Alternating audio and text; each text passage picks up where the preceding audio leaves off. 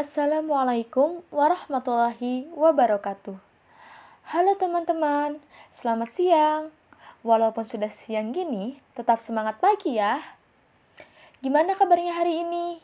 Semoga dalam keadaan sehat dan selalu dilindungi oleh Allah Subhanahu wa taala. Amin ya rabbal alamin. Yang terhormat Ibu Herani Trilestiana MSc selaku dosen pengampu mata kuliah Manajemen Pendidikan, dan yang saya banggakan teman-teman Matematika 4A. Pertama-tama, marilah kita panjatkan puji syukur atas kehadiran Allah Subhanahu wa taala yang telah memberikan kita nikmat sehat sehingga dapat melaksanakan diskusi online pada hari ini. Tak lupa, salawat serta salam tetap tercurah limpahkan kepada junjungan kita, Habibana wa Nabiyana Muhammad SAW, kepada keluarganya, kepada sahabatnya, dan kita selaku umatnya sampai akhir zaman. Amin, amin, ya rabbal alamin. Kami dari kelompok 4 akan membahas mengenai pengawasan atau supervisi dalam manajemen pendidikan. Sebelumnya, perkenalkan terlebih dahulu, saya Christina Pina Amelia selaku moderator dalam diskusi pada hari ini. Adapun pembahasan yang akan kita bahas yaitu yang pertama, pengertian supervisi pendidikan, yang kedua, fungsi dan tujuan supervisi pendidikan, yang ketiga, metode dan teknik pengawasan pendidikan, yang keempat, fungsi, peran, dan tugas supervisor pendidikan. Adapun anggota dari kelompok 4 yaitu Iis Solihat dengan nomor induk mahasiswa 19081050028, Christina Pina Amelia 19081050031, dan Miliana Araswati Fitri dengan nomor induk mahasiswa 19081050033.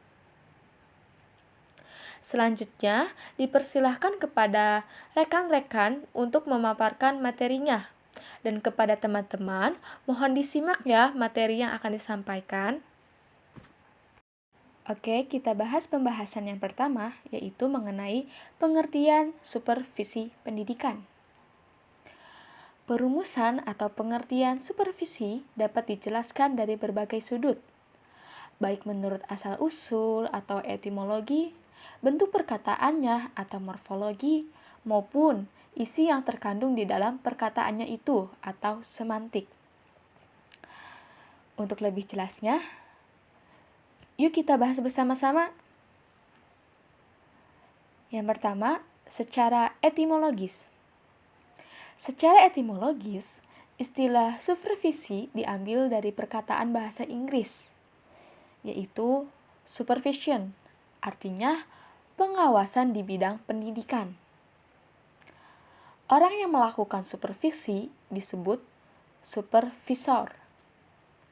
Lalu yang kedua yaitu secara morfologis. Ditinjau dari sisi morfologisnya, supervisi dapat dijelaskan menurut bentuk kata, yakni super berarti asas, lebih. Dan visi berarti lihat, tilik, dan awasi. Makna yang terkandung dari pengertian tersebut bahwa seorang supervisor mempunyai kedudukan atau posisi lebih dari orang yang disupervisi. Tugasnya adalah melihat, menilik, atau mengawasi orang-orang yang disupervisi.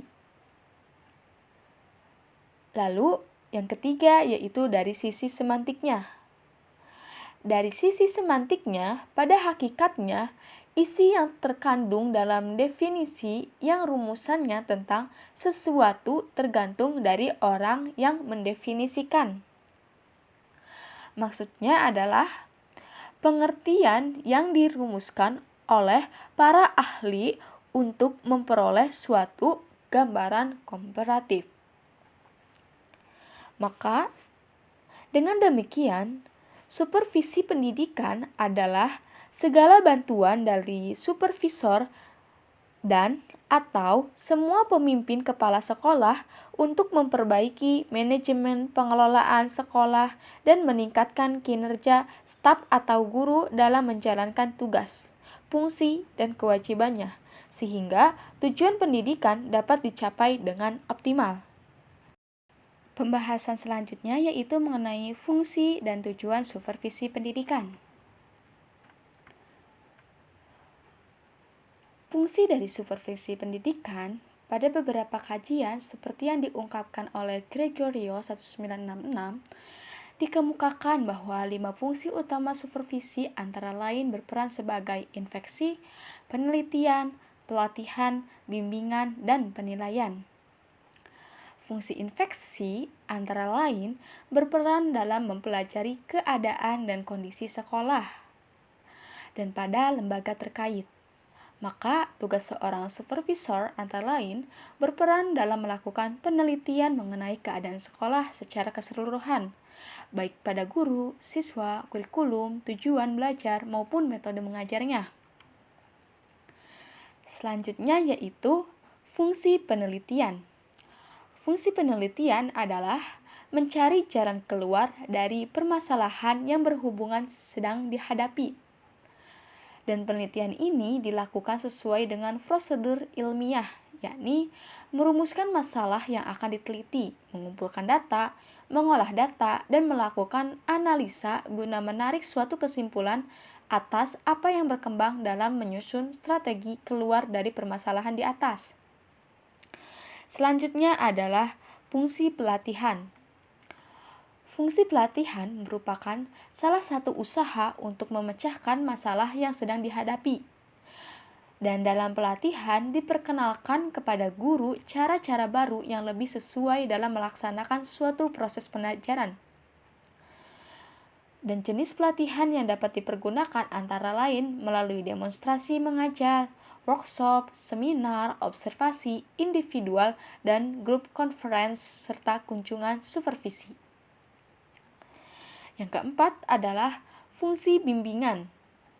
Fungsi bimbingan diartikan sebagai usaha untuk mendorong guru baik secara perorangan maupun kelompok agar mereka mau melakukan berbagai perbaikan dalam menjalankan tugasnya.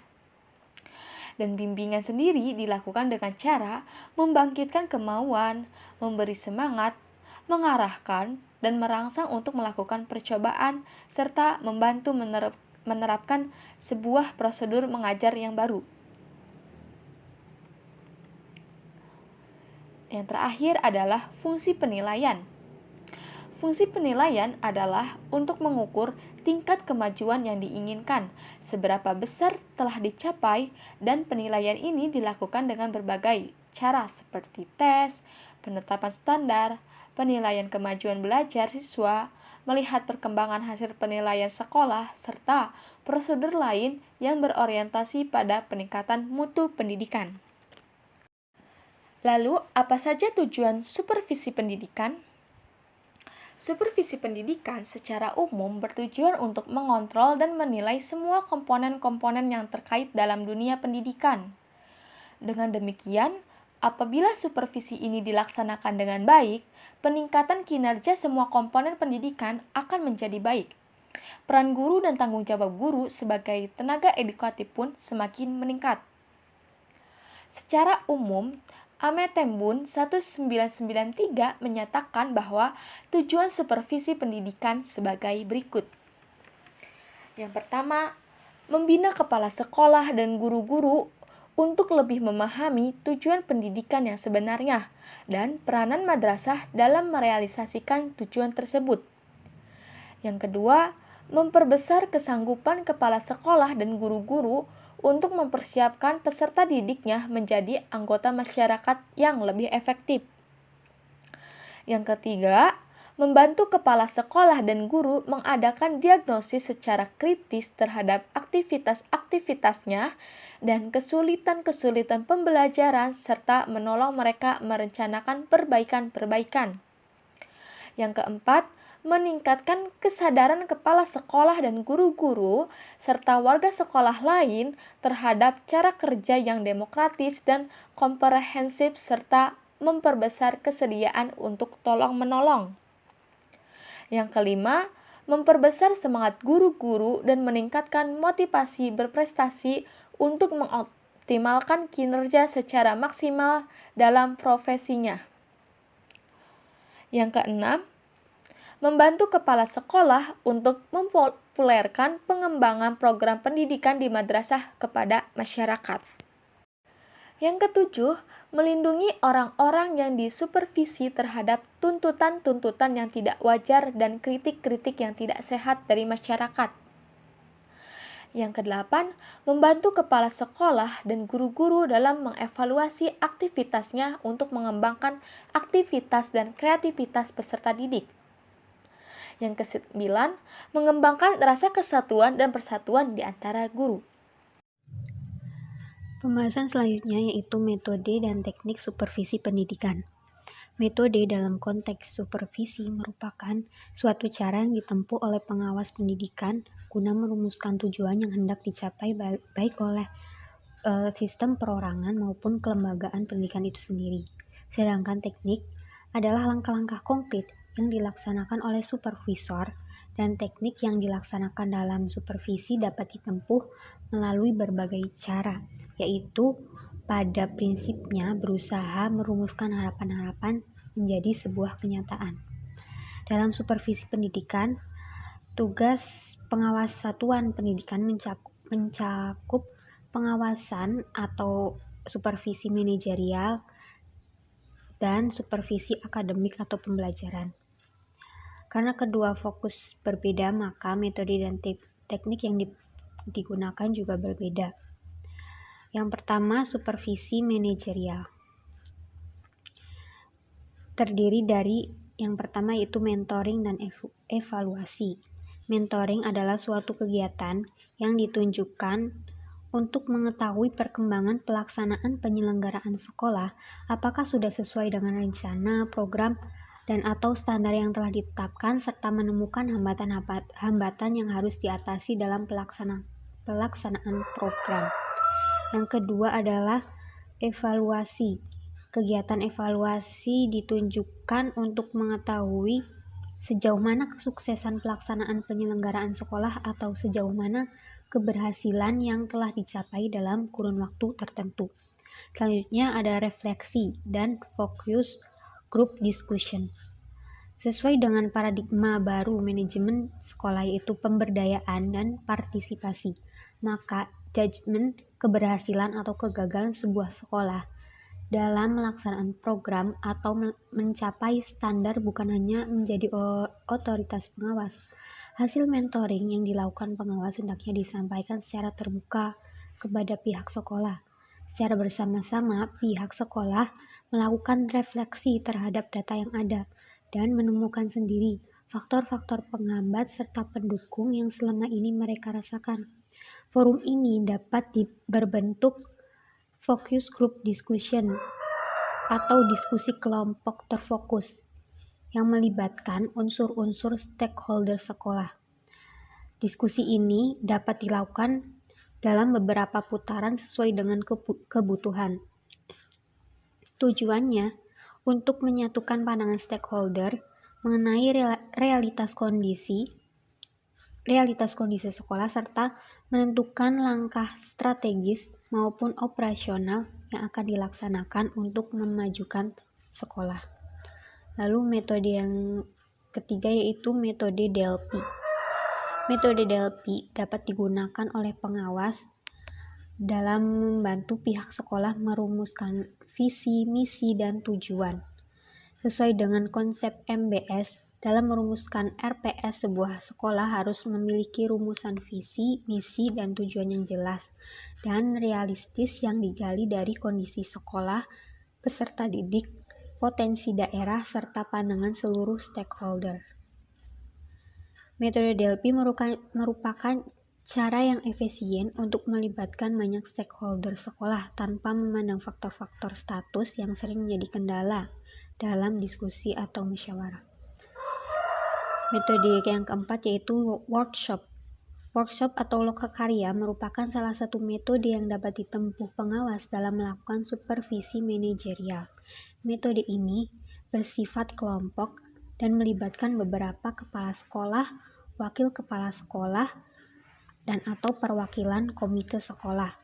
Penyelenggaraan workshop ini tentu harus disesuaikan dengan tujuan atau urgensinya dan dapat diselenggarakan bersama dengan kelompok kerja kepala sekolah atau organisasi yang sejenisnya.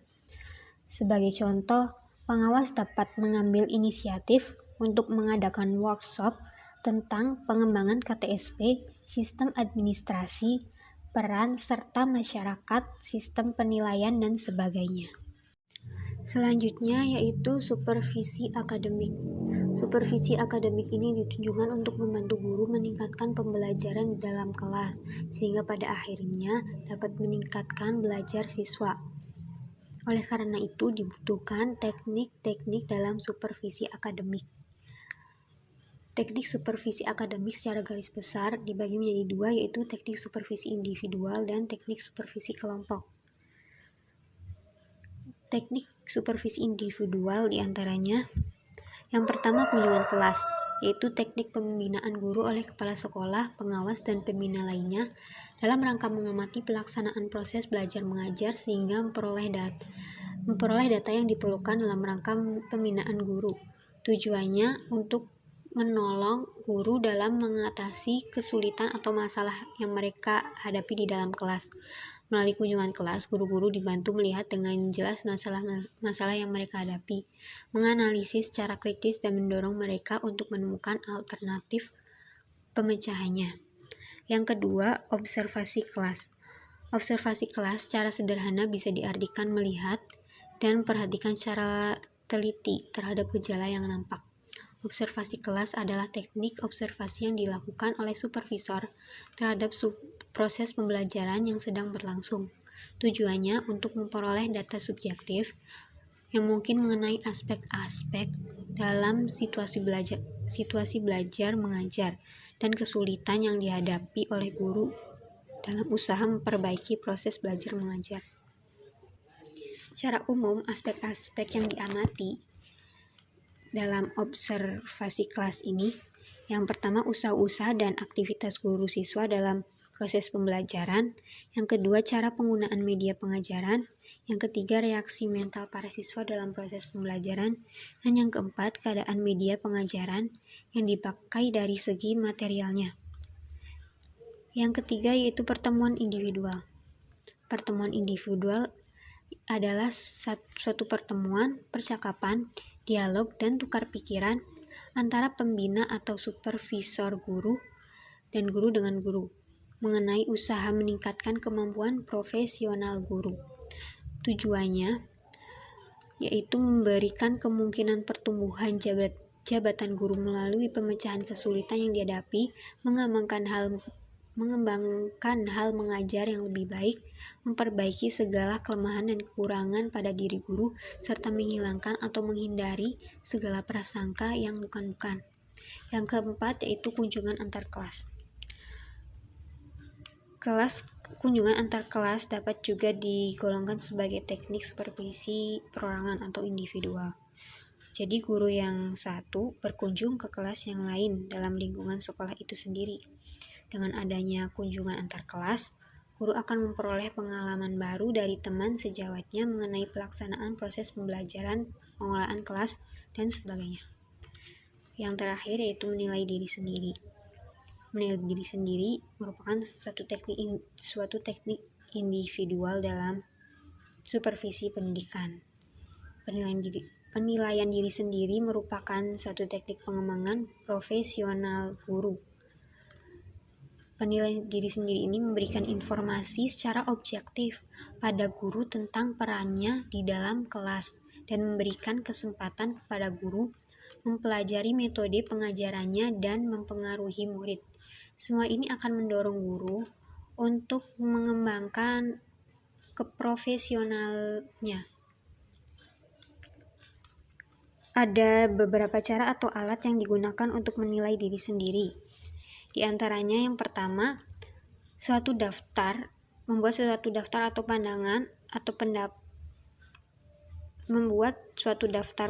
pendapat yang disampaikan kepada murid untuk menilai pekerjaan atau suatu aktivitas guru. Biasanya disusun dalam bentuk pertanyaan, baik itu tertutup ataupun terbuka dengan tidak menyebutkan nama. Yang kedua, menganalisa tes-tes terhadap unit kerja. Dan yang ketiga, mencatat aktivitas guru-guru dalam suatu catatan, baik mereka bekerja secara perorangan maupun kelompok. Lalu selanjutnya, teknik supervisi kelompok. Teknik supervisi kelompok ini yaitu suatu cara pelaksanaan program supervisi yang ditunjukkan pada 2 orang atau lebih. Ada 13 teknik supervisi kelompok. Di antaranya yaitu kepanitiaan, kerja kelompok, laboratorium kurikulum, baca terpimpin, demonstrasi pembelajaran, dharma wisata, kuliah atau studi, diskusi panel, perpustakaan jabatan, organisasi profesional, buletin supervisi, pertemuan guru, serta lokakarya atau konferensi kelompok.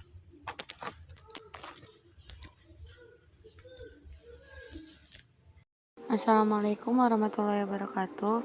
Saya Meliana Raswati Fitri ingin melanjutkan presentasi dari teman-teman. Yang pertama yaitu di sini saya akan menjelaskan tentang fungsi, peran, dan tugas supervisor. Nah, yang pertama saya akan menjelaskan tentang fungsi supervisor. Supervisor yang profesional menurut Anwar dan Sagala 2004 mempunyai fungsi utama seperti yang pertama, menetapkan masalah yang betul-betul mendesak untuk ditanggulangi, di mana sebelumnya melakukan pengumpulan data tentang masalah tersebut. Yang kedua, menyelenggarakan inspeksi. Sebelum memberikan pelayanan kepada guru, kepala sekolah lebih dulu untuk mengadakan inspeksi sebagai usaha survei seluruh sistem pendidikan yang ada. Yang ketiga, penilaian data dan informasi. Hasil inspeksi dan survei yang telah dihimpun diolah sesuai dengan prinsip yang berlaku dalam penelitian. Yang keempat yaitu penilaian, merupakan usaha untuk mengetahui segala fakta yang mempengaruhi kelangsungan persiapan, perencanaan, dan program penyelenggaraan dan evaluasi hasil pengajaran. Yang kelima, pelatihan. Berdasarkan hasil penelitian dan penilaian, ditemukan bahwa kemampuan guru terhadap beberapa aspek yang berkaitan dengan pengajaran masih kurang. Yang keenam, pembinaan dan pengembangan. Kegiatan ini dimaksudkan untuk menstimulasi, mengarahkan, memberi semangat agar guru-guru mau menerapkan cara-cara baru yang diperkenalkan sebagai hasil penemuan penelitian. Selanjutnya akan dibicarakan di slide selanjutnya. Yang selanjutnya yaitu peran supervisor. Peran supervisor ada 3, yaitu yang pertama, pemimpin. Seorang supervisor untuk melaksanakan kepemimpinannya sedemikian rupa sehingga kepala sekolah yang disupervisinya dapat ditingkatkan menjadi kepala sekolah yang lebih bertanggung jawab. Yang kedua yaitu inspeksi. Sebagai seorang supervisor, supervisi pendidikan sebagai inspeksi yaitu sebagai alat kontrol sampai di mana ketentuan-ketentuan yang dijalankan dalam kegiatan di dalam persekolahan. Yang ketiga yaitu penelitian. Untuk dapat menemukan sebab-sebab yang menghambat hasil belajar dan mencari dan menemukan cara metode yang dikiranya dapat meningkatkan proses dan hasil belajar. Selanjutnya yaitu tugas supervisor. Tugas supervisor yaitu yang pertama, membangkitkan dan merangsang guru-guru dan pegawai sekolah di dalam menjalankan tugasnya masing-masing dengan sebaik-baiknya. Yang kedua, berusaha dan melengkapi alat-alat perlengkapan sekolah termasuk media instruksional yang diperlukan sebagai kelancaran dan keberhasilan proses belajar mengajar. Yang ketiga, yaitu bersama guru-guru berusaha mengembangkan, mencari, dan menggunakan metode-metode mengajar yang lebih sesuai dengan tuntunan kurikulum yang sedang berlaku. Yang keempat, membina kerjasama yang baik dan harmonis di antara guru-guru dan pegawai sekolah lainnya. Yang kelima, berusaha mempertinggi mutu dan pengetahuan guru-guru dan pegawai sekolah, antara lain dengan mengadakan diskusi-diskusi kelompok, menyediakan perpustakaan sekolah, dan atau untuk mengirim mereka untuk mengikuti penataran seminar sesuai dengan bidangnya masing-masing. Selanjutnya itu membina hubungan kerjasama antara sekolah dengan BP3 atau POMPG dan instansi-instansi lain dalam rangka meningkatkan mutu pendidikan para siswa. Terima kasih atas perhatiannya. Lanjut ke moderator. Terima kasih kepada rekan-rekan yang telah memaparkan materi. Semoga materi yang telah kita paparkan dapat diterima dan dipahami oleh teman-teman semua. Kami dari kelompok 4 mohon maaf apabila terdapat kesalahan. Wabillahi taufiq wal hidayah. Wassalamualaikum warahmatullahi wabarakatuh.